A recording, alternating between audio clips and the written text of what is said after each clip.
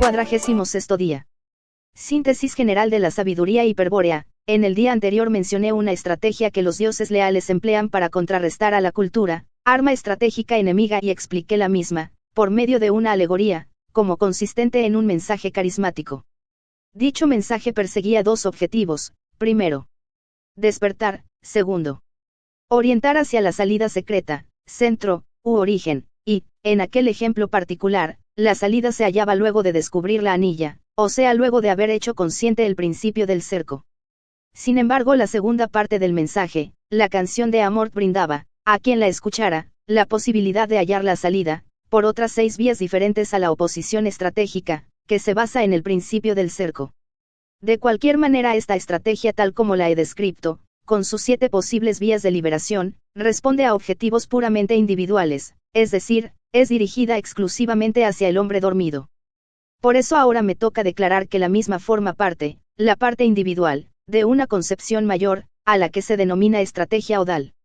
La estrategia odal está dirigida fundamentalmente a obtener la liberación individual del hombre, pero, en ciertas ocasiones históricas favorables, los dioses procuran orientar a la raza en su conjunto para forzar la mutación colectiva. En ese caso, los líderes, muchas veces enviados por los dioses leales y otras veces inspirados por ellos, se encargan de proyectar carismáticamente en el pueblo las pautas estratégicas, buscando reintegrarlo a la guerra esencial. Para que tal tarea pueda realizarse con probabilidades de éxito, es necesario que los líderes dispongan de un elemento externo, situado en el mundo, que represente de manera irrefutable el origen divino de la raza. Este elemento externo debe dar prueba también del compromiso asumido por los dioses al inducir a los hombres a reemprender la guerra contra el Creador y de su resolución de esperar los kalpas que sean necesarios mientras ellos ganan la libertad. Por estas condiciones puede comprenderse que dicho elemento externo sea una verdadera piedra de escándalo para el Creador y sus huestes demoníacas, y que todo su poder, o sea el gran engaño, esté puesto en lograr su destrucción o en su defecto evitar que permanezca al alcance del hombre. Pero, a pesar de la contrariedad que tal acción causaría en el enemigo, los dioses han cumplido su parte del pacto primordial y, con un desprecio admirable hacia el poder de las potencias de la materia, lo depositaron en el mundo y lo resguardaron de cualquier ataque para que los hombres o sus líderes carismáticos lo descubran y se valgan de su significado. La estrategia odal de los dioses se halla, entonces, dirigida a lo interno de cada hombre por los cantos carismáticos, tratando de despertar en ellos el recuerdo de sangre y de inducirles a seguir algunas de las 7 vías de liberación, pero también procura impulsar a la raza en su conjunto para que cese de marchar en el sentido evolutivo o progresivo de la historia y, revelándose al plan del uno, en un salto inverso, transmute las tendencias animales del hombre y recupere su naturaleza divina hiperbórea. Para conseguir este segundo propósito, ya no individual sino racial, he dicho que se dispone de un elemento externo. ¿Qué será, concretamente, este elemento externo? Esta cosa, a la que he atribuido propiedades tan maravillosas, se trata de algo cuya sola descripción llevaría varios volúmenes y que, en días anteriores, he llamado Graal. Siendo imposible revelar aquí un misterio que ha sido impenetrable para millones de personas, trataré, como de costumbre, de aproximar al mismo por medio de algunos comentarios. Preguntaba qué será concretamente esa cosa maravillosa llamada Graal. Empezaré por allí. Concretamente, el Graal es una piedra, un cristal, una gema, de esto no caben dudas. Pero no es una piedra terrestre, de esto tampoco caben dudas. Si no es una piedra terrestre, cabe preguntarse cuál es su origen. La sabiduría hiperbórea afirma que proviene de Venus, pero no asegura que ese sea su origen. Se puede suponer, pues, a falta de otra precisión, que los señores de Venus la trajeron a la Tierra, desde ese planeta verde. Pero los señores de Venus no son originarios de Venus sino de Hiperbórea, un centro original que no pertenece al universo material y cuyo recuerdo de sangre ha llevado a muchos hombres dormidos a identificarlo erróneamente con un continente nórdico o polar desaparecido. Según la sabiduría hiperbórea, el Graal fue traído al sistema solar por los dioses inmediatamente después de que irrumpieron por la puerta de Venus para instalarse en Kata Agar, o sea en el Valhalla. Sea como fuere, hay otro aspecto concreto que conviene tener en cuenta. El Graal es una gema que reviste la mayor importancia para los dioses, a tal punto que ellos no están dispuestos a abandonarlo o perderlo. Por camaradería y solidaridad hacia los hombres dormidos lo han situado en el mundo, pero al final del tiempo, el Graal será recuperado y devuelto a su lugar de origen. ¿A qué se debe este interés sin medida por conservar la misteriosa gema? A que la misma ha sido quitada momentáneamente de la más bella joya que se haya visto nunca en el universo de El Uno, de aquella alhaja que nadie sería capaz de imitar en este ni en otros mundos, ni los maestros orfebres ni los devas constructores ni los ángeles planetarios, solares o galácticos, etc. Porque el Graal es una gema de la corona de Christos Lucifer, aquel que es más puro que el más puro de los dioses leales, el único que puede hablar cara a cara con el incognoscible. Christos Lucifer es quien estando en el infierno está más allá del infierno, pudiendo quedarse en Hiperbórea, a la luz del incognoscible. Christos Lucifer ha querido acudir en rescate de los espíritus cautivos protagonizando el incomprensible sacrificio de su propia autocautividad. Él se ha instalado como sol negro del espíritu, iluminando carismáticamente, desde atrás de Venus, por intermedio del Paráclito, directamente en la sangre de los hombres dormidos. Como una gema del gallardo Señor se ha mancillado cayendo aquí, a la tierra, una de las cloacas más repugnantes de los 7 infiernos porque Él así lo ha dispuesto. Christos Lucifer ha entregado el Graal a los hombres como garantía de su compromiso, de su sacrificio, y como prueba material irrefutable del origen divino del espíritu. El Graal es, en este sentido, un reflejo del origen divino, el cual habrá de guiar como un faro el rumbo vacilante de los espíritus rebeldes que decidan abandonar la esclavitud de Jehová Satanás.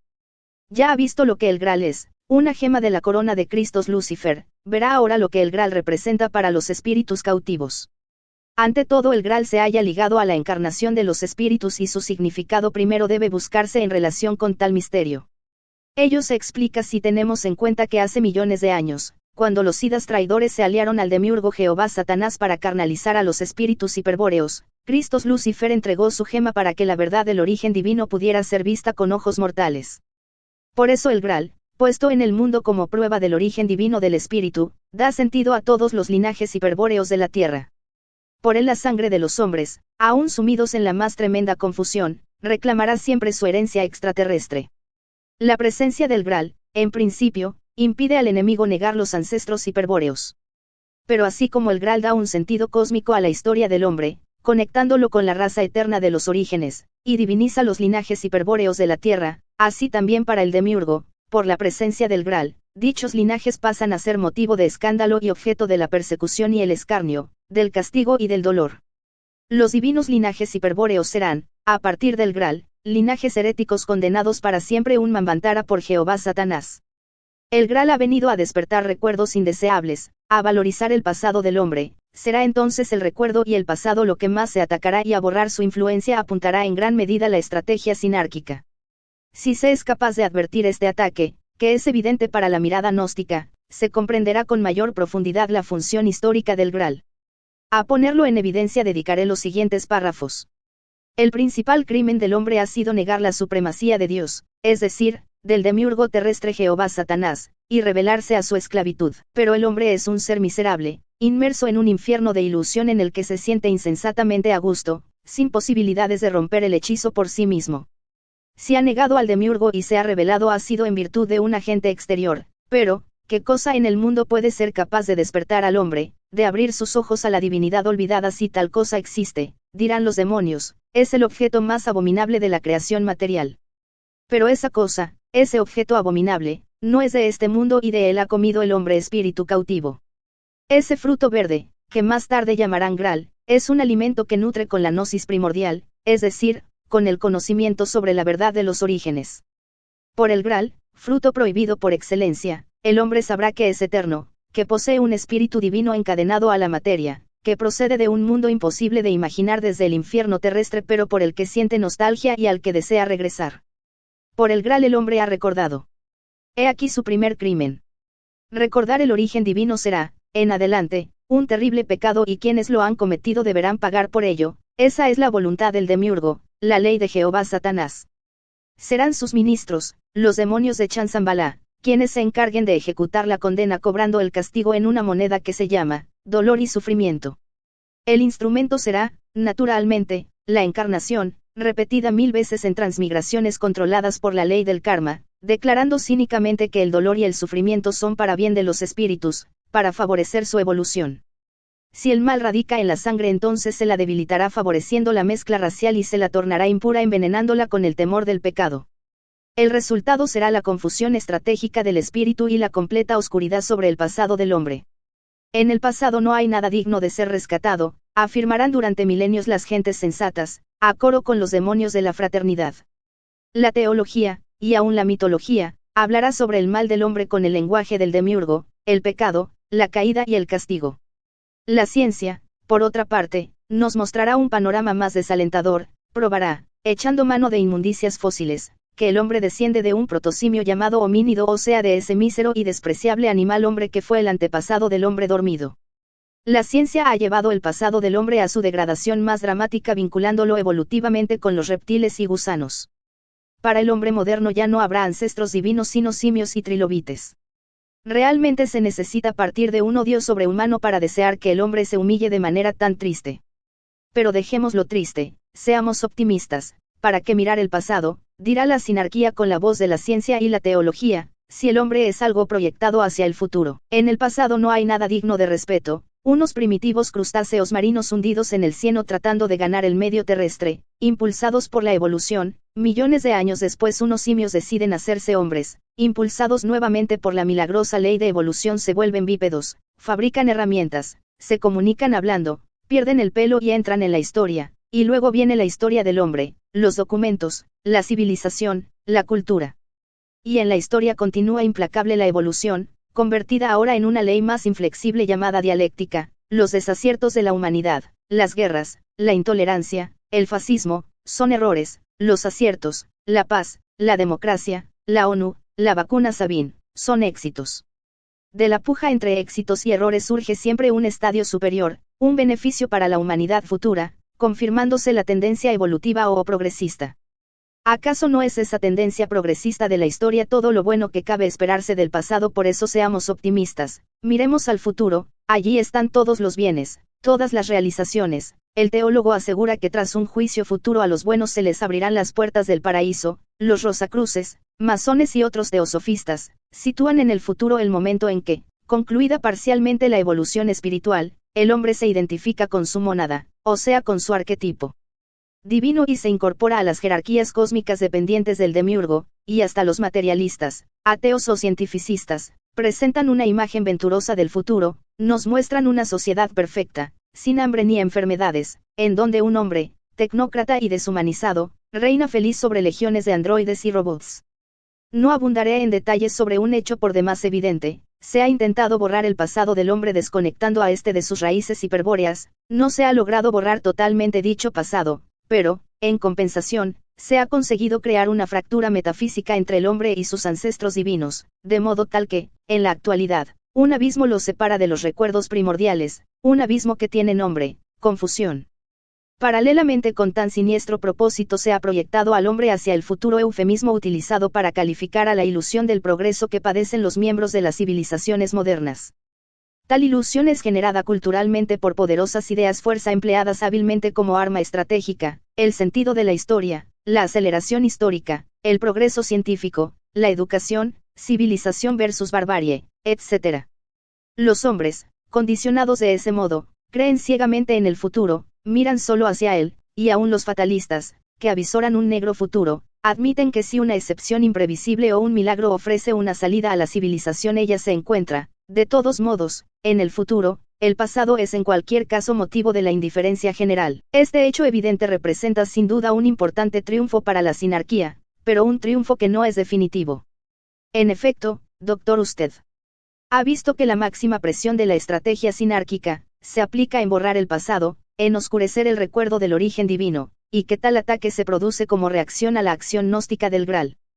Pero el Graal no es solo un fruto prohibido, consumido por el hombre en los tiempos remotos, inmediatos a su esclavización.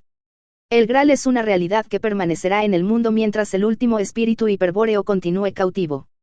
Por el Graal siempre es posible que el hombre despierte y recuerde. Mas, para gozar de su gnosis, es imprescindible comprender que el Graal, como reflejo del origen, alumbra en la sangre desde el pasado. Su luz viene al revés del sentido del tiempo y por eso nadie que haya sucumbido a la estrategia sinárquica podrá recibir su influencia. Ya vio que una poderosa estrategia cultural proyecta al hombre hacia el futuro e intenta borrar su pasado y confundir sus recuerdos. Pero el Graal no debe buscarse mirando al futuro, pues así jamás será hallado. En rigor de la verdad, el Graal no debe buscarse en absoluto, si con tal verbo, buscar, entendemos una acción que implique movimiento. Solo buscan el Graal quienes no han comprendido su significado metafísico y creen, en su ignorancia, que se trata de un objeto que puede ser encontrado. Recordaré una de las historias medievales sobre el Graal que, aunque deformada por su adaptación judeocristiana, conserva bastantes elementos de la tradición hiperbórea. En ella Parsifal, el loco puro, sale a buscar el general. Por desconocimiento comete el desatino de emprender la búsqueda viajando caballerescamente por distintos países. Este desplazamiento apunta esencialmente hacia el futuro, porque en todo movimiento hay una temporalidad inmanente e inevitable, y, naturalmente, Parsifal jamás encuentra el Graal buscándolo en el mundo. Pasan así años de búsqueda inútil hasta que comprende esta simple verdad. Entonces un día, completamente desnudo, se presenta ante un castillo encantado y, una vez adentro, se le aparece el Graal, no lo encuentra y sus ojos son abiertos, advierte entonces que el trono está vacante y decide reclamarlo, transformándose finalmente en rey. Se debe ver en esa alegoría lo siguiente: Parsifal comprende que el Graal no debe ser buscado en el mundo Valplatz, a través del tiempo conciencia fluyente del demiurgo, y decide valerse de una vía estratégica hiperbórea. Para ello se sitúa desnudo sin las premisas culturales preeminentes en un castillo plaza fortificada por la ley del cerco, desincronizándose del tiempo del mundo y creando un tiempo propio, inverso, que apunta hacia el pasado. Entonces aparece el Graal y abre sus ojos recuerdo de sangre. Parsifal advierte que el trono está vacante, que el espíritu puede ser recuperado y decide reclamarlo. Se somete a las pruebas de pureza de las vías secretas de liberación y se transforma en rey, se transmuta en hombre de piedra. Espero haber dejado en claro que el Graal no debe buscarse, pues él aparece cuando la conciencia del hombre se ha desincronizado del tiempo del mundo y se ha despojado de la máscara cultural. Deseo mostrar ahora otro aspecto de la reacción enemiga que ha motivado la presencia del Graal. Por el Graal el hombre comete el crimen de despertar, ha pecado, y el castigo se cobra con la moneda del dolor y el sufrimiento, por la encarnación y la ley del karma.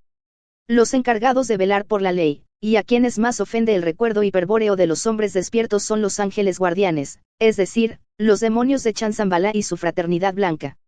Hay, aparte de esta, una reacción directa del demiurgo que conviene conocer.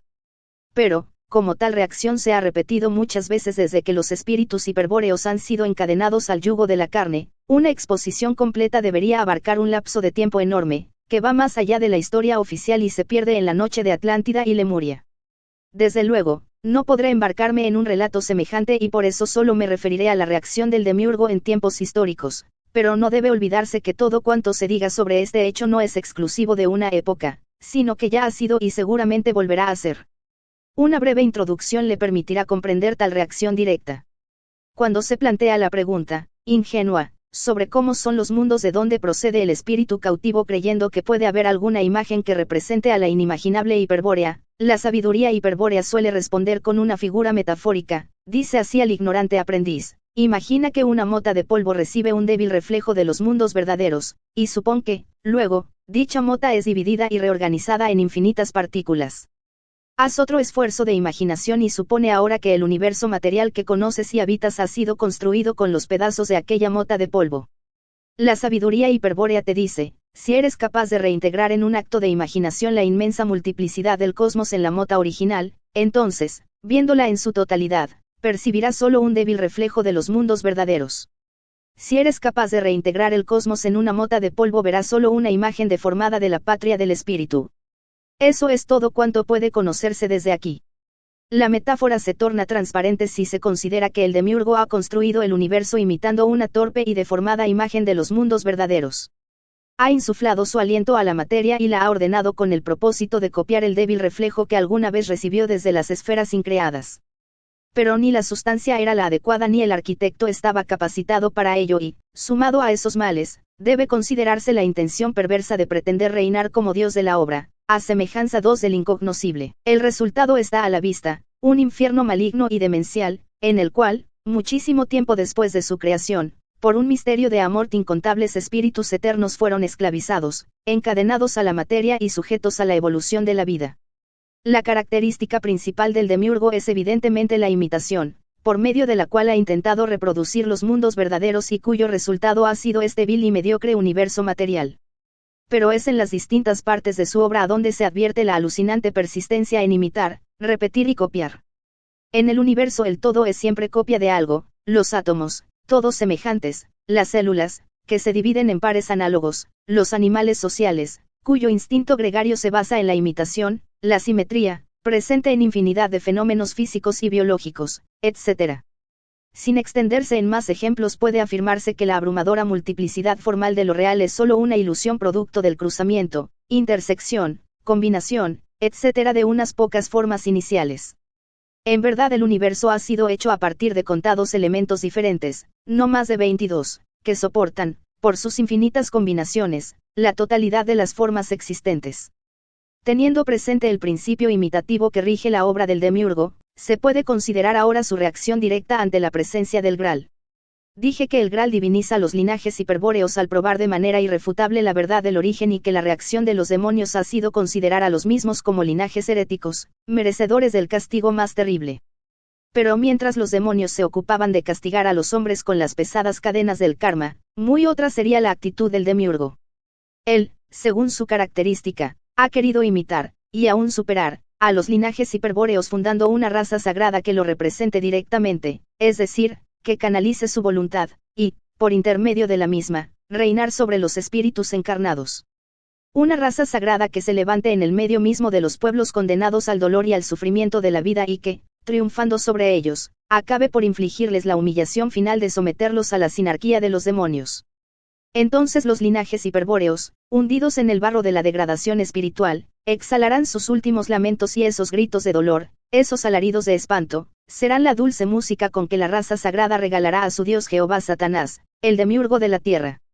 Como ya he dicho, el demiurgo ha intentado muchas veces esta empresa. Los gitanos, por ejemplo, son el remanente étnico de una raza sagrada que prosperó en la última Atlántida, cuando los dioses traidores sometieron a la sinarquía del horror a los linajes hiperbóreos. Los espíritus encarnados se vieron allí precipitados a las más infames prácticas, la sangre divina se degradó y confundió por medio de la mezcla indiscriminada de razas, y, lo que es peor, se lograron realizar ayuntamientos fértiles entre hombres y animales con el concurso de la magia negra, se inmolaron miles de víctimas humanas para saciar la sed de sangre de Jehová Satanás, adorado allí en su aspecto de dios de los ejércitos infernales.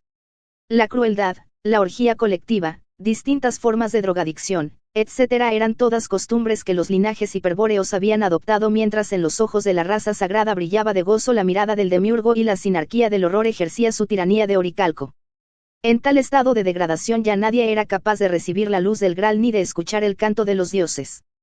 Por eso Cristo Lucifer decidió manifestarse a la vista de los hombres. Lo hizo, acompañado por una guardia de dioses liberadores, y ello determinó el fin de la Atlántida. Pero esta es una historia antigua. En tiempos recientes el demiurgo ha resuelto repetir nuevamente, a imitación de los linajes hiperbóreos, la creación de una raza sagrada que lo represente y a la cual le estará reservado el alto destino de reinar sobre todos los pueblos de la tierra. Con el pacto de sangre celebrado entre Jehová Satanás y Abraham queda fundada la raza sagrada, y sus descendientes, los hebreos, constituirán el pueblo elegido. Así como los espíritus hiperbóreos, divinizados por la presencia del Graal, representan el linaje herético por excelencia, los hebreos, frente a ellos, se presentarán como el linaje más puro de la tierra Israel, pueblo elegido por Jehová Satanás para que sea su representante en la tierra, que títulos exhibirá como prueba irrefutable de que tal es su voluntad el demiurgo, siguiendo su habitual sistema de imitar, razona de este modo, si por la gema de Cristo Lucifer, el Graal, ha sido divinizado el linaje hiperbóreo, también por una piedra del cielo será consagrada la estirpe de Abraham. Pondré en el mundo una piedra en la cual estará escrita mi ley como prueba irrefutable de que Israel es el pueblo elegido, ante el cual deberán humillarse las demás naciones. Tal es la reacción directa del demiurgo. Elige de entre la esceta de la humanidad al pueblo más miserable y luego de pactar con él le hace crecer a la sombra de reinos poderosos. Cuando decide que a la raza sagrada le ha llegado el momento de cumplir su misión histórica, renueva el pacto entregando a Moisés la clave del poder. Entonces Israel, el linaje más puro de la tierra, atraviesa los milenios y marcha hacia su futuro de gloria, mientras los imperios y los reinos se hunden en el polvo de la historia. Sin duda ha sido efectiva la reacción del demiurgo y poderosos han resultado los efectos de su piedra, la fuerza de su ley. Por eso cabe preguntarse qué es en realidad lo que Jehová Satanás entrega a los hebreos como instrumento de poder y de dominación universal. Lo repetiré sintéticamente. Las tablas de la ley contienen el secreto de las 22 voces que el demiurgo pronunció cuando ordenó la materia y por las cuales ha sido formado todo lo existente. El conjunto de símbolos contenidos en las tablas de la ley es lo que de antiguo se conoce como cábala acústica. En la Atlántida este conocimiento fue en principio patrimonio de otra raza sagrada, pero, más adelante, los guardianes del arte lítico, antepasados del Cro-Magnon y padres de la raza blanca, llegaron a dominarlo por completo. Las tablas de la ley son entonces la piedra que el demiurgo ha puesto en el mundo como soporte metafísico de la raza sagrada a imitación del conjunto linaje hiperbóreo Graal. Sin embargo, como en todas las imitaciones del demiurgo, no debe verse aquí una equivalencia demasiado precisa. El Graal, desde el pasado, refleja para cada uno de los hombres el origen divino y constituye un intento de Cristos Lucifer por acudir en ayuda de los espíritus cautivos o, en otras palabras, la influencia del Graal apunta a lo individual y a lo espiritual. Las tablas de la ley, por el contrario, apuntan a lo colectivo, entre Jehová, Satanás y el pueblo hebreo, y, además, su contenido cabalístico revela las claves que permiten dominar todas las ciencias materiales. Si la confusión estratégica, la encarnación, el encadenamiento a la ley del karma, etc. son males terribles que aquejan a los espíritus hiperbóreos, la convivencia terrestre con una raza sagrada de Jehová Satanás es sin duda la más espantosa pesadilla, peor aún que cualquiera de las desdichas mencionadas. Porque, a partir del pacto renovado con Moisés, la enemistad racial entre los linajes hiperbóreos heréticos y el linaje hebreo sagrado será permanente y eterna, con la desventaja irreversible para los primeros de que la voluntad infernal del demiurgo se expresará irresistiblemente a través de los segundos. Después de la aparición de Israel solo le queda al hombre la alternativa dramática de regresar al origen o sucumbir definitivamente. Escarbando en el mito hebreo de Abel y Caín, bajo un velo de calumnias, puede apreciarse una descripción acertada de la enemistad racial y teológica entre hebreos e hiperbóreos. En dicho mito, Abel, que es pastor de rebaños, representa el tipo básico del hebreo y Caín, el labrador, a la figura del hombre de linaje hiperbóreo. Cuenta la leyenda que a Jehová Satanás le resultaron agradables las ofrendas de sangre de Abel el pastor, consistentes en el sacrificio de los corderos primogénitos con su grasa, y en cambio despreció los frutos de la tierra que exhibía Caín. Tal actitud por parte del Dios de la materia constituyó una revelación para Caín, el descubrimiento de las verdaderas intenciones del Creador y la esencia materialista y servil de los pastores. Entonces Caín decidió matar a Abel, el alma creada, lo que motivó a Jehová para denunciar que era portador de una marca que delataba su condición de asesino. Dicho signo sería reconocido en todas las épocas, por aquellos que fuesen como Abel en quienes demostrasen ser como Caín. Aquel especial criterio afectivo de Jehová Satanás se ha perpetuado a través de los siglos en el odio que los hebreos sienten hacia los linajes hiperbóreos, odio que, no se olvide, proviene del demiurgo puesto que Israel es Jehová.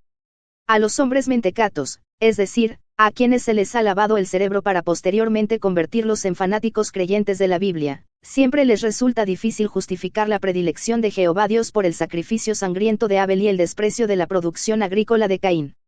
Empero, todo se aclara si se lee bajo el lenguaje cabalístico, cifrado, del Génesis, una interpretación antiquísima del holocausto de fuego. En efecto, el holocausto del cordero primogénito con su grasa, Génesis 4:4, representa al holocausto de la muerte final de la humanidad y su transformación en la lejía que lavará la señal abominable que está grabada en la piedra caliente. La oblación de Abel sería luego quemada, tal como hacen hasta hoy los hebreos con los cuerpos de los animales sacrificados, y la grasa, mezclada con la ceniza, formaría el jabón, la lejía, que lavaría la mancha simbólica del pecado de Caín. Tal pecado es, naturalmente, ser agricultor, sembrador de cereales, adorador de la diosa Ama, o Ceres, o Demeter, o la Virgen de Agartha, la madre de Nabután, es decir, quien entregó la semilla del trigo a los hombres, la semilla del niño de piedra. La marca de Caín es, entonces, la señal en la piedra caliente, el símbolo del origen que causa el encadenamiento del espíritu eterno a la materia. Por eso Caín, al portar dicha marca, no podrá morir jamás, será inmortal, como lo son todos los hombres que poseen espíritu, aunque lo ignoren por estar dormidos. Robert Graves, y el rabino Rafael Patai, en el libro Los mitos hebreos, han extraído y sintetizado el mito de Caín de numerosos midrash talmúdicos. He aquí una de las versiones oficiales hebreas, que demuestran el carácter espiritual luciférico de Caín y la naturaleza creada de Abel. Caín respondió a la reprensión de Dios con un grito que todavía repiten los blasfemos: no hay ley ni juez. Cuando poco después encontró a Abel en un campo le dijo: no hay mundo futuro, ni recompensa para los justos, ni castigo para los malhechores. Este mundo no fue creado con misericordia, ni es gobernado con compasión. ¿Por qué otra causa ha sido aceptada tu ofrenda y rechazada la mía? Abel respondió sencillamente: la mía fue aceptada porque amo a Jehová Dios, la tuya fue rechazada porque le odias. Entonces Caín decidió golpear y matar a Abel. Es interesante profundizar más sobre la figura de Caín. Según la Biblia fue, además de agricultor, el primero que construyó ciudades amuralladas y el inventor de los pesos y medidas. Su descendiente Tubal Caín, desdoblamiento mítico del mismo Caín, fue fabricante de armas y de instrumentos musicales. Si se observa ahora esta figura de Caín, a la luz de la sabiduría hiperbórea, se comprobará que posee muchos de los atributos característicos de los linajes hiperbóreos. Ante todo, la asociación de la agricultura con la construcción de ciudades amuralladas es una antiquísima fórmula estratégica hiperbórea que emplearon recientemente, por ejemplo, los etruscos y los romanos, y que ha sido expresada con perfección por el rey germano Enrique I, el pajarero. Por otra parte, el invento de los pesos y medidas, que los hebreos atribuyen a Caín, los griegos a Hermes y los romanos a Mercurio, permite identificar a Caín con esos dos dioses hiperbóreos. Y por último, la acusación de asesino y la condición de fabricante de armas, revela claramente que la figura de Caín representa a unos guerreros temibles, a los hombres de piedra. A delatar o señalar esa calidad apunta claramente la denuncia de la famosa marca. En la Biblia, el libro sagrado del pueblo elegido, en el mito de Abel y Caín, se encuentran perfectamente reveladas las reglas de juego. En la preferencia de Jehová Satanás por los pastores hebreos, representados por Abel, y en el desprecio y castigo de los linajes hiperbóreos, simbolizados por Caín, aparece planteado el conflicto metafísico de los orígenes, pero actualizado ahora como confrontación cultural y biológica. La raza sagrada hebrea ha venido a traer la presencia de Jehová Satanás, presencia consciente, diferente del soplo panteísta con que el demiurgo anima la materia al plano de la vida humana, de la encarnación, del dolor y del sufrimiento. Por eso la antigua enemistad trascendente entre espíritus cautivos y demonios se transforma en enemistad inmanente entre los linajes hiperbóreos y el universo material, dado que la raza sagrada es Malkaus, el 10º Sefirot, es decir, un aspecto del demiurgo. Esto último debe entenderse así: Israel es el demiurgo. Vale la pena aclararlo. Según las enseñanzas secretas de la Cábala y tal como puede leerse en el libro del esplendor, Sefer Yetzirah, o en el libro del holocausto de fuego, Sefer Iche, es decir, acudiendo a las fuentes más confiables de la sabiduría hebrea, para la creación de la raza sagrada Jehová Satanás manifiesta uno de sus 10 aspectos o Sefirot. El 10º Sefirot, Malkaus el reino, es el propio pueblo de Israel, de acuerdo a los textos oficiales hebreos, el cual guarda un nexo metafísico con el primer Sefirot, Keter corona, que es la cabeza o conciencia suprema del demiurgo. En otras palabras, hay identidad metafísica entre Israel y Jehová Satanás o, si se quiere, Israel es Jehová Satanás. Como decía antes, la enemistad entre la raza sagrada y los linajes hiperbóreos, enemistad que se ha visto declarada en el mito de Abel y Caín, significa un enfrentamiento entre estos y el universo material, dado el carácter de Malkaus, desdoblamiento del demiurgo, que ostenta Israel. Con Malkaus, el demiurgo ha querido imponer la realeza del linaje sagrado hebreo a los restantes pueblos de la tierra. Si estos pueblos gentiles han olvidado el pasado, y se han sometido al plan que lleva adelante la fraternidad blanca, entonces aceptarán de buen grado la superioridad hebrea y el mundo marchará alegremente hacia la sinarquía. Pero, hay de aquellos goim que no renuncien a su herencia hiperbórea y persistan en recordar el conflicto de los orígenes.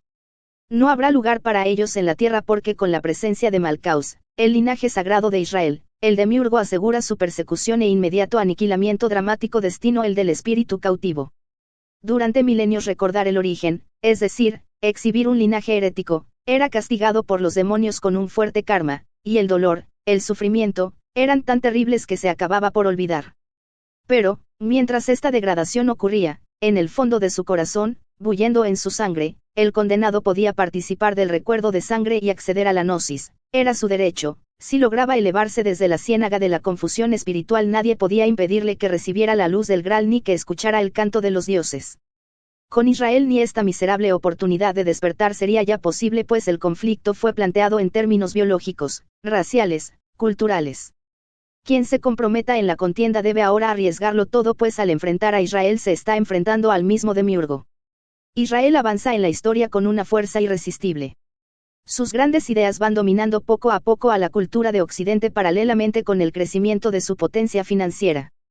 ¿Quién será capaz de oponerse a la fuerza conjunta del judeocristianismo, de la judeomasonería, del judeomarxismo, del sionismo, del trilateralismo? ¿Quién podría hacer saltar las bancas de Rothschild, de Jacobus Schiff, de Kuhn and Loeb, de Rockefeller, etc.? ¿Y quién competirá con los hebreos en los campos de la ciencia o el arte? Ya describí el fantástico poder material alcanzado por la sinarquía templaria en la Edad Media. Piense, Dr. Sieg-Nagel, lo que ha de representar tal poder hoy día.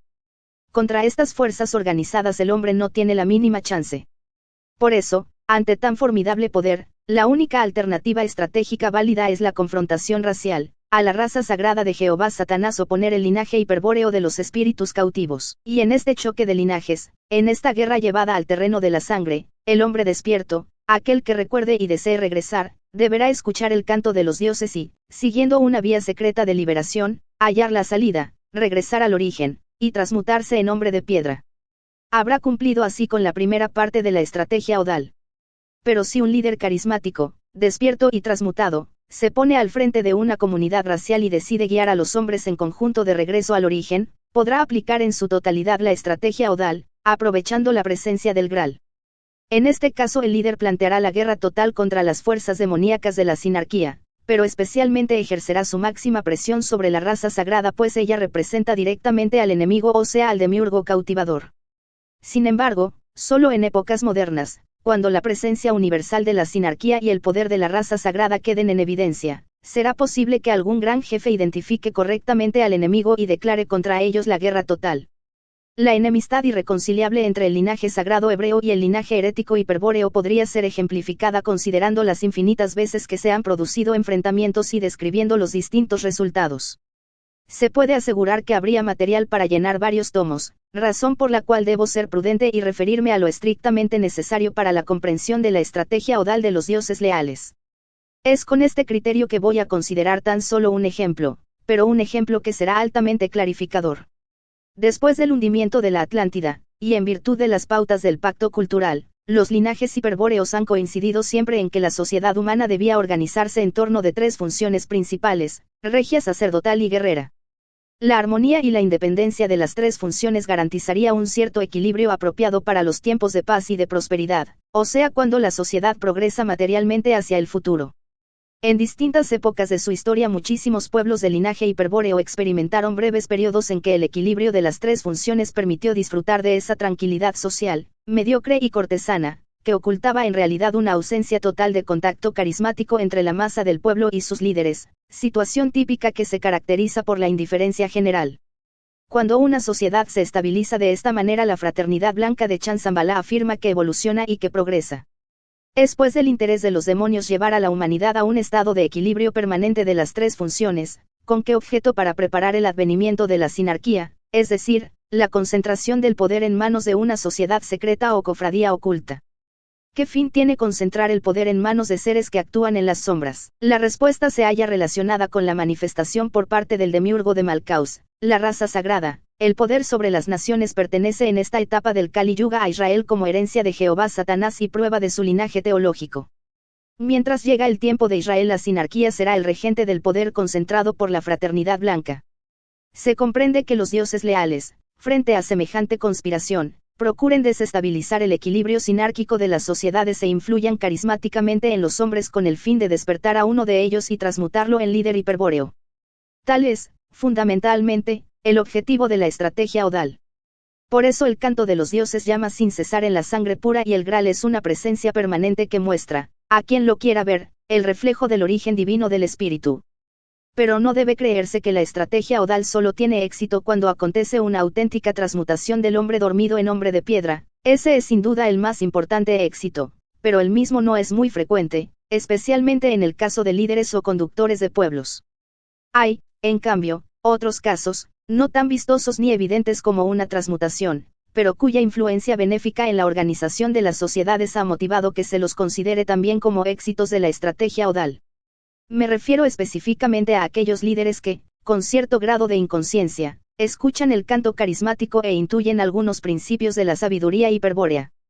Como no se hallan completamente despiertos e ignoran el origen del mensaje, proceden a aplicar en el gobierno de sus pueblos los principios estratégicos tomándolos por invención propia. Podría abundar en ejemplos, pero tendrá particular interés para usted, doctor, considerar el caso de quienes han descubierto, sin saberlo, el principio del cerco. Cuando en la estructura mental de un líder se ha incorporado el principio del cerco, su sangre pura, y con esta el canto de los dioses, le impulsa a aplicar la ley del cerco en todos sus actos concretos. Surgen así desde sociedades particulares hasta teorías políticas, filosóficas, morales, etc., concebidas y ejecutadas de acuerdo a la ley del cerco, en el marco de la estrategia odal. Un ejemplo típico es la idea del imperio universal. Vale la pena comentarlo cuando la estrategia odal consigue despertar la naturaleza divina en algún líder, es factible que su posterior actividad provoque notables cambios sociales. Si es rey, es decir, si ejerce la función regia, avanzará gibelinamente sobre la función sacerdotal y, con el apoyo de la función guerrera, tratará de expandir los límites de su estado. Si el líder es un guerrero notable, no tardará en ceñirse la corona para después, aplastando a la función sacerdotal, abocarse a la tarea de organizar un estado militar. En la mayoría de los casos el desequilibrio de las tres funciones se realiza a costa de la función sacerdotal, que suele ser lunar y sinárquica. Lo importante es que el líder, rey o guerrero, al aplicar la ley del cerco en su visión de la sociedad, concluye generalmente por coincidir en la idea del imperio universal como la más apropiada para demostrar la superioridad de su raza y para perpetuar el recuerdo de su estirpe. El Estado universal de Akkad, los imperios de Asiria y Babilonia, el gran imperio persa, destruido por Alejandro Magno, el imperio romano, etc., han sido concebidos del mismo modo, por la aplicación de la ley del cerco, en el marco de la estrategia odal, que han hecho los líderes hiperbóreos en el curso de los milenios. No puedo dejar de mencionar que muchas ideas modernas registran el mismo procedimiento en su concepción, tal las distintas variantes del nacionalismo, el fascismo, el falangismo, el nacionalsocialismo, las federaciones y confederaciones, etc.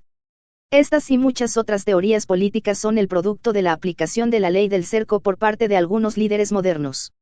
En el caso del fascismo, nacionalsocialismo, etc., es evidente que guardan un nexo bastante estrecho con la antiquísima idea del imperio universal, lo que explica de manera elocuente el por qué tales ideologías han sido perseguidas hasta el aniquilamiento por el pueblo elegido y las fuerzas de la sinarquía. Es que, justamente, la idea del imperio universal, que es hiperbórea y surge de la aplicación de la ley del cerco, se opone irreductiblemente a la idea de la sinarquía universal propiciada por la fraternidad blanca de Chanzambalá, y llevada adelante en favor del pueblo elegido. Me había propuesto dar un ejemplo de la enemistad irreconciliable entre el linaje herético hiperbóreo y el linaje sagrado hebreo, y ello ha quedado de manifiesto en la oposición entre imperio universal y sinarquía, es decir, entre sus respectivas concepciones ideales de la sociedad. Munido de estas claves, cualquiera puede revisar la historia y sacar sus propias conclusiones, no es pues necesario insistir más sobre ello. Dije anteriormente que la raza sagrada fue creada por el demiurgo a imitación de los linajes hiperbóreos, y mostré que las tablas de la ley, y el terrible conocimiento con que estaban escritas, les fueron entregadas a los hebreos a semejanza del Graal. Puedo agregar ahora que la imitación no concluyó allí, por el contrario, durante siglos se preparó una infernal falsificación histórica que en los hechos venía a significar un agravio infinitamente más ofensivo que la imitación de los linajes hiperbóreos o del Graal. Estoy hablando de la usurpación, vulgarización y degradación perpetrada contra la figura divina de Christos Lucifer. Ya mencioné que, durante los días de mayor decadencia espiritual de la Atlántida, Christos Lucifer se manifestó a la vista de los hombres dormidos. Su presencia tuvo la virtud de purificar y orientar a muchos hombres, quienes, gracias a este descenso a los infiernos realizado por el gallardo Señor, pudieron así emprender el sendero del regreso. Sin embargo, la reacción cobarde de los dioses traidores, que recurrieron al empleo de la magia negra para impedir el rescate, condujo finalmente a una guerra sin cuartel que solo concluyó cuando hubo desaparecido la última Atlántida.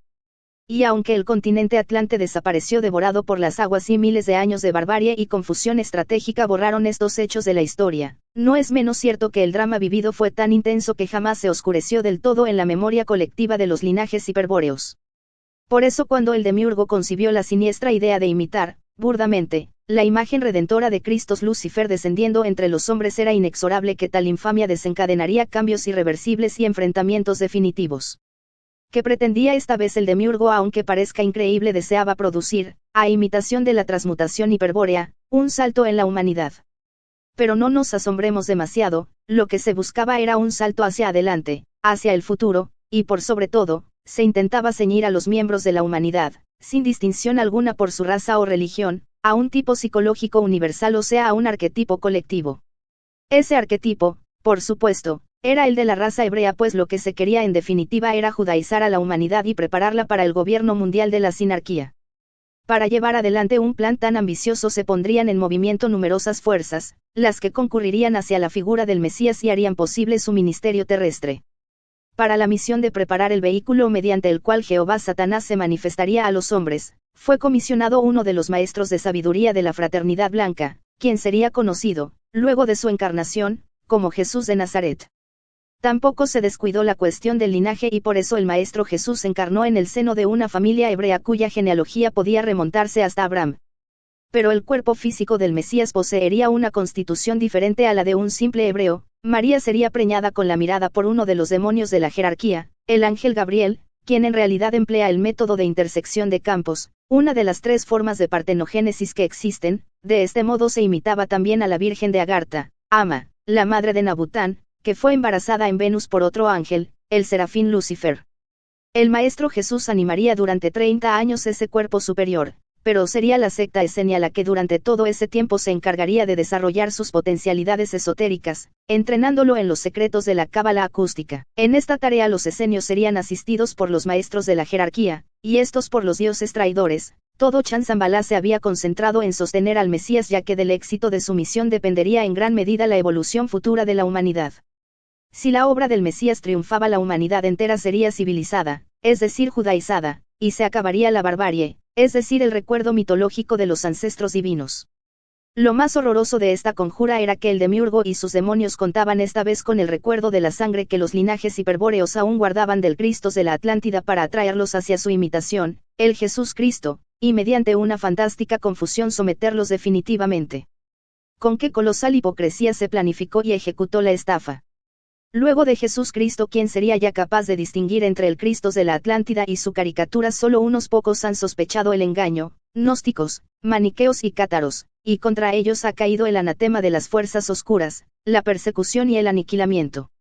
Es que este Jesús Cristo, como arquetipo judaico que es, permite muchas interpretaciones, todas legales, según la conveniencia de la sinarquía. Hay un Cristo redentor, un Cristo de piedad, un Cristo que vendrá, un Cristo Dios, un Cristo hombre, un Cristo revolucionario social, un Cristo cósmico, un Cristo avatar, etc. Lo que jamás se permitirá concebir o recordar a nadie es un Cristo de luz increada, es decir, un Cristo Lucifer. Después de Jesús Cristo ese será el mayor pecado, la más grande herejía, y el castigo merecido será castigo ejemplar. En el año 30 de la era cristiana el Verbo se hizo carne y habitó entre los hombres. Aquel por cuya palabra fue creado el mundo, se vistió con el ropaje de su arquetipo hebreo, Malcaus, y se manifestó a los hombres en la persona de Jesús de Nazaret. Fenómeno de los fenómenos, maravilla de las maravillas, qué espectáculo prodigioso habrá sido ver al demiurgo hecho hombre. Hay que reconocer que esta vez hubo una innegable calidad en su infernal idea de imitar al Cristo de la Atlántida y aprovecharse del recuerdo de sangre de los hombres. El resultado está a la vista. Poco a poco los pueblos salieron de la barbarie y la civilización se extendió hasta los últimos rincones de la tierra. Y los hombres lenta pero inexorablemente se han ido adaptando al patrón psicológico judío. ¿Cómo se logró este éxito? Porque alquimia colectiva. La efímera vida de Jesús Cristo consiguió influir sobre los pueblos durante milenios hasta desembocar en su completa judaización. ¿Fue solo el recuerdo de sangre del Cristo de la Atlántida lo que determinó tal resultado, o hubo otros factores ocultos que contribuyeron a la confusión de la humanidad y a su judaización actual? Sin entrar en demasiados detalles, dado que el tema da para largo, puedo decir que el arquetipo hebreo de Jesús Cristo, que se hallaba al igual que todos los arquetipos en el plano arquetípico, fue precipitado al plano físico o actualizado durante la encarnación del demiurgo en el cuerpo de Jesús de Nazaret. Tal actualización del arquetipo Malcaus significa que se ha establecido una fuerza permanente en la Tierra, la cual actúa de manera equivalente a la gravitatoria empujando al hombre hacia la forma judaica. Ello es debido a una razón que es también un terrible secreto: Jesús Cristo no ha desencarnado. Por el contrario, se ha situado desde entonces en el centro de la Tierra, junto al Rey del mundo, irradiando desde allí su potencia arquetípica, hoy diríamos información genética, en infinitos ejes geotopocéntricos que parten del centro terrestre y atraviesan la columna vertebral de los hombres. Esta es la fuerza arquetípica permanente de Jesús Cristo. Pero no es la única, también actúa sobre el hombre una influencia judaica emocional, irradiada desde el propio pueblo elegido de Israel, ya que la raza sagrada forma parte de la anatomía oculta de la tierra, cumpliendo la función de chakre corazón o anjata chakre. Con respecto a la última pregunta, vale la pena destacar que el animal hombre creado por el demiurgo hace millones de años para que evolucionase de acuerdo al plan que siguen los 7 reinos de la naturaleza, tendía naturalmente a conformar un tipo que respondía a algunos arquetipos básicos. Sin embargo, desde el año 33 de la era cristiana, puede asegurarse que el arquetipo judaico de Jesús Cristo es ahora el arquetipo psicológico del hombre, es decir, el tipo hacia el que tiende por evolución. Esto significa que en los hombres, quienes poseen por el antiguo misterio de Amorth una herencia animal, las tendencias animales le impulsarán inconscientemente hacia el arquetipo judaico. Solo la pureza de sangre podrá evitar el predominio de las tendencias animales y el consiguiente peligro de corresponder psicológicamente con el arquetipo judaico. He mostrado ya de qué manera el demiurgo llevó el conflicto original al terreno del enfrentamiento racial, luego de crear la raza sagrada a imitación de los linajes hiperbóreos divinizados por el Graal. Ahora se acaba de ver cómo una nueva imitación, esta vez de Christos Lucifer, ha significado otro avance destructor contra los linajes hiperbóreos. La poderosa fuerza conformadora del arquetipo judaico de Jesús Cristo, actuando desde el centro de la tierra en todo tiempo y lugar, ha aumentado tremendamente el sueño en que se encontraba desde antaño la conciencia de sangre de los hombres. En el campo de batalla de la sangre luchan sin cuartel ahora dos fuerzas esotéricas, el canto de los dioses y la tendencia arquetípica judaica de Jesús Cristo. Y el despertar se ha tornado, entonces, una lucha terrible y desesperada librada en el interior y en el exterior de cada uno, a menudo inconscientemente. Es por eso que, luego de Jesús Cristo, ya no será posible calificar ni a pueblos ni a organizaciones, sino que habrá que atender específicamente al grado de confusión de los hombres. Debe ser así porque en muchos casos organizaciones sinárquicas enteras podrán caer bajo el mando de un hombre súbitamente consciente de algún principio hiperbóreo producto de la lucha esotérica que se libra en su interior, quien hasta podría torcer momentáneamente el rumbo de esta. Y, viceversa, en otros casos podrá ocurrir que un grupo calificado como hiperbóreo sea conducido por personajes más o menos judaizados. En el extremo tendremos hebreos judíos de sangre que se rebelan a Jehová e intentan dramáticamente recuperar su herencia hiperbórea, caso que puede ocurrir con más frecuencia de lo que suele imaginarse, así como hallaremos muchas veces personas que por la sangre declaran ser perfectos arios pero que psicológicamente demuestran ser más judíos que el Talmud. Un ejemplo por demás elocuente lo obtendremos observando a la Iglesia Católica, en la cual conviven los adoradores de Jesús Cristo y del demiurgo junto a curas nacionalistas y patriotas que sirven a la causa de Christos Lucifer y de los dioses leales sin saberlo. Se debe pues ser prudente al calificar las organizaciones humanas y, aun en aquellas netamente sinárquicas, detenerse siempre a evaluar el grado de confusión de los hombres con los cuales se trata. Se considera una muestra de capacidad estratégica la habilidad para ubicar al hombre justo, aun dentro de una organización sinárquica como la masonería, a quien se hablará luego tratando de aislarlo de la organización en la cual milita, apelando a la aplicación de la ley del cerco para poder dirigirse mediante símbolos apropiados a su parte hiperbórea. Un ejemplo de cuanto vengo diciendo lo constituye el caso de la herejía soteriológica, de Pelagio, llamada también pelagianismo. A principios del siglo V este obispo británico comenzó a defender la teoría de que el hombre, por sí mismo, es suficiente para protagonizar su salvación. Ello es posible, según Pelagio, porque hay en el hombre un principio de perfección espiritual. Es evidente, así, que en Pelagio predominaba el linaje hiperbóreo. Su sangre pura pronto le permitió advertir que la salvación del hombre, su orientación dependía de un principio espiritual, el cual debería ser descubierto y cultivado interiormente. Pero donde la posición herética de Pelagio resultaba más clara era en lo referente al pecado original. El hombre no ha pecado en absoluto, y si Adán pecó, su pecado murió con él, no se transmitió a la descendencia humana. En definitiva, el hombre es libre y nace sin pecado, de allí a plantear la injusticia del dolor y del sufrimiento, o de cualquier otro castigo impuesto por Jehová Satanás, había solo un paso. En consecuencia, la persecución contra Pelagio comenzó enseguida y no acabó hasta su eliminación. En África, fue llevada adelante por las más importantes autoridades eclesiásticas de su época, lo que prueba el temor que producían sus ideas, entre quienes se destacaron los papas Inocencio y Isósimo, San Jerónimo y el apóstata gnóstico San Agustín. En el Sínodo de Cartago del año 411, fueron condenadas 7 proposiciones, síntesis de su doctrina. Vale la pena que las recuerde ahora para comprobar que las mismas se derivan de la sabiduría hiperbórea. He aquí las 7 proposiciones condenadas. 1. Adán, mortal por su creación, hubiera muerto con pecado o sin él. 2. El pecado de Adán le dañó a él solo, no al linaje humano. 3. Los niños recién nacidos se hallan en aquel estado en que se hallaba Adán antes de su prevaricación, es decir, antes de probar el fruto prohibido del Graal. 4. Es falso, que ni por la muerte ni por la prevaricación de Adán tenga que morir todo el género humano y que haya de resucitar por la resurrección de Jesús Cristo. 5. El hombre puede fácilmente vivir sin pecado. 6. La vida correcta, de cualquier hombre libre, conduce al cielo del mismo modo que el Evangelio. 7. Antes de la venida de Jesús Cristo hubo hombres impecables, es decir, que de hecho no pecaron.